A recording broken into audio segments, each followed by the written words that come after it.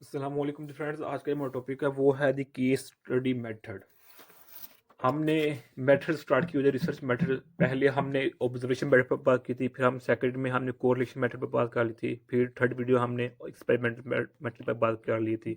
तो last video में हमने जो था ना सर्वे मेथड, इस पर बात कर ली थी। आज आज हम बात करने लगे हैं, यानी कि आज ऐसी गल करने लगे हैं केस स्टडी मेथड पर। ये हमारे पास पांचवा रिसर्च मेथड है। तो नेक्स्ट वीडियो हम इसका इंटरव्यू मेथड उस पर बात करने की कोशिश करेंगे। तो आइए स्टार्ट करते हैं। बिस्मिल्लाहिर्रहमानिर्रहीम, सल्लल्लाहु अला मुहम्मद सल्लल्लाहु अलैहि वसल्लम। सबसे पहले देखिए इसकी एक डेफिनेशन को बहुत ज़्यादा है मुख्तलिफ अल्फाज में, लेकिन उनमें से एक ये भी है: A research method that focuses on the life history, attitude, behavior, and emotions of a single individual or organization or group of people. Case study method में क्या होता है कि हम इसमें डेप्थ में, डीप में चले जाते हैं।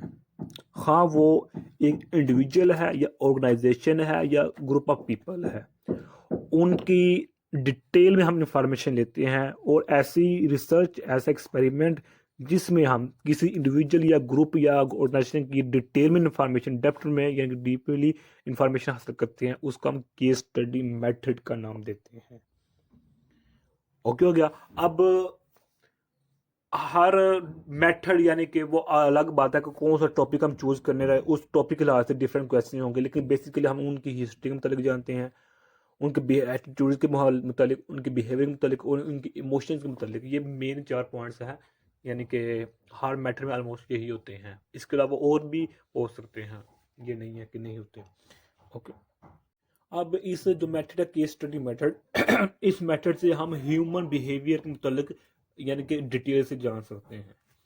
ओके। अब यहाँ यानी कि क्वेश्चन है कि हम इसमें कौन से मेथड यूज करते हैं। जिस तरह हमने जो लास्ट वीडियो में पढ़ा था सर्वे मेथड में हम रिटर्न फॉर्म में भी क्वेश्चन कर सकते थे, इंटरव्यू से यानी कि फेस टू फेस भी, और उसके अलावा हम यानी कि टेलीफोन के जरिए से भी हम इंटरव्यू कर सकते थे सर्वे, और उसके अलावा हम रिकॉर्डिंग के जरिए भी। तो इसमें सिर्फ और सिर्फ हमारे पास दो हैं। एक है हमारे पास, इसमें आ जाता है ऑब्जर्वेशन, और सेकंड आ जाता है इंटरव्यू। एक है क्या है, ऑब्जर्वेशन, और सेकंड क्या है हमारे पास, इंटरव्यू। इस केस स्टडी मेथड में हम इन दो तरीकों से सर्वे करते हैं। ओके हो गया।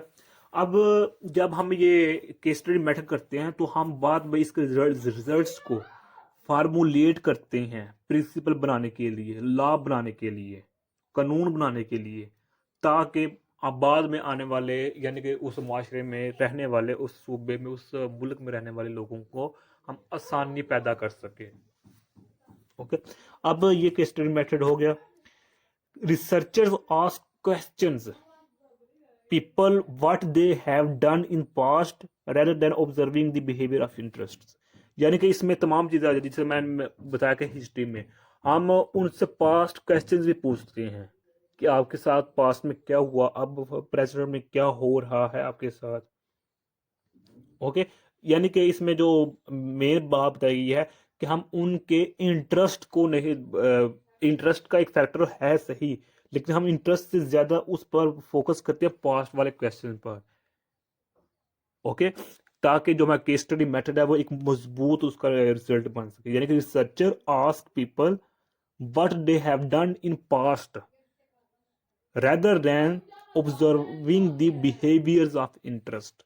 ये बात है। सबसे पहले जो हमारे पास केस स्टडी मेथड इसको इस्तेमाल किया गया था वो क्लिनिकल मेडिकल में इस्तेमाल किया गया था। इसको क्लिनिकल मेडिकल में या मेडिसिन में कह लें। यानी कि जो पागलपन होता है, जो मेंटली लोग होते हैं, उनसे डेप्थ में, डिटेल में जाकर क्वेश्चन पूछते हैं जो डॉक्टर हजरात होते हैं, ताकि जो उनकी साइकी बुरी तरह मुतासर उनको अच्छे से ऐसा किया जा सके। तो बेसिकली जो केस स्टडी मेथड सबसे पहले वहाँ इस्तेमाल किया गया। तो लेकिन अगर हम साइकोलॉजी की बात करें कि साइकोलॉजी में भी हम इसको यूज करते हैं। Okay. Case study are often confined to the study of particular individuals और ग्रुप ऑफ पीपल। यानी कि जिस तरह अब जो वबाई बीमारी है, नेशनल आलमी कोविड-19 है, कोविड-19 है, तो इसका भी सर्वे करवाएं तो हम लोगों से डिटेल में क्वेश्चन पूछते हैं। डिटेल में ये एक पेशेंट से होगा, उसकी क्वेश्चन पूछने कि आपको कब हुआ, कैसे हुआ, आप उस वक्त क्या कर रहे थे, आपने किन इत्यादि तदाबीर पर अमल नहीं था किया, क्या क्या यानी तमाम डिटेल में भी। इसके अलावा और भी कई भी मटेरियल्स हैं या ऑब्जेक्ट्स हैं जिन पर हम केस स्टडी मेथड को इस्तेमाल करते हैं। अच्छा, अब जो केस स्टडी मेथड है ये एक रिसर्च मेथड होगा, जिस तरह हम स्टडी कर रहे हैं, इस पर बात कर रहे हैं। लेकिन इसके अलावा एक मेथड है डाटा कलेक्शन का भी और एनालिसिस का भी। ओके, कि हम केस स्टडी मेथड के जरिए एक लार्ज यानी कि अलॉट ऑफ इंफॉर्मेशन को भी गैदर कर लेते हैं, इकट्ठा कर लेते हैं। ओके, तो अब इसके हम जो इसके स्टेप्स हैं इसमें इन्वॉल्व, उस पर डिस्कस नहीं करेंगे। जिस तरह हमने जो लास्ट वीडियो थी सर्वे मेथड, उसमें हमने 7 स्टेप्स पर डिटेल्स बात की थी, इसलिए हमारी वीडियो लेंथी हो गई थी। तो इसमें हम नहीं, क्योंकि हमारे कोर्स में स्टेप्स नहीं है, इसमें सिर्फ ओवरव्यू दिया गया, इंट्रोडक्शन दी गई है। अब हम बात करते हैं इसके मेरिट्स और डीमेरिट्स पर। सबसे मेरिट्स क्या है? मेरिट्स का मतलब ये कि एडवांटेजेस क्या है। ओके, मेरिट्स इसका सबसे पहले ये है कि हमें इन डेप्थ डिटेल नॉलेज हासिल हो जाती है, डिटेल्ड नॉलेज हम हासिल कर पाते हैं इन डेप्थ में जाकर। ओके, जिस तरह हमने ऊपर बात की।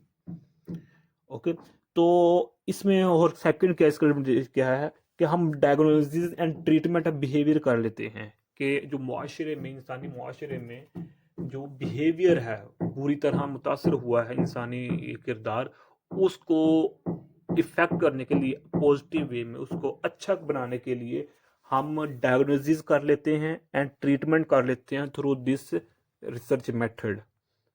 ओके, यानी कि डायग्नोसिस एंड ट्रीटमेंट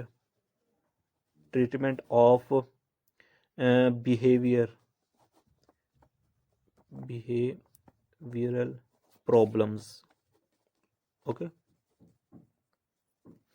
तो थर्ड क्या है कि to provide better guidance and counselling, कि हम इस केस स्टडी मेथड के लिए क्योंकि हम डिटेल में नॉलेज हासिल कर सकते हैं, तो इसलिए हम एक लॉ प्रिंसिपल बना देते हैं आने वाले लोगों के लिए, आइंदा फ्यूचर में, मुस्तकबिल के लिए, कि ये अगर आप ऐसा करेंगे तो ऐसा हो जाएगा, तो ऐसा नहीं है तो ऐसा हो जाएगा। ये है हमारे पास इसमें। और इसमें जो फोर्थ है, जिस तरह मैंने पहले बताया कि हम इसमें अलॉट नंबर ऑफ इंफॉर्मेशन हासिल करते हैं जो कि वैलिड भी होती है। ओके, इसमें हम पास्ट और प्रेजेंट इंफॉर्मेशन भी गैदर करते हैं। ये तो हो गए इसके मेरिट्स। अब इसके डीमेरिट्स की बात करें, डीमेरिट्स में आ जाता है कि इसमें जो ये है हमारे पास, ये एक्सपेंसिव है, यानी कि इस पर खर्चा बहुत ज़्यादा आता है। सेकंड क्या है कि इसमें जो हमारे पास रिक्वायर्ड होते हैं, हमें इसमें ज़रूरत होती है किसकी? ट्रेंड टीचर्स की हमें ज़रूरत होती है, या फिर हम इसको ट्रेंड प्रोफेशनल्स भी कहते हैं, प्रोफेशनल्स। ओके,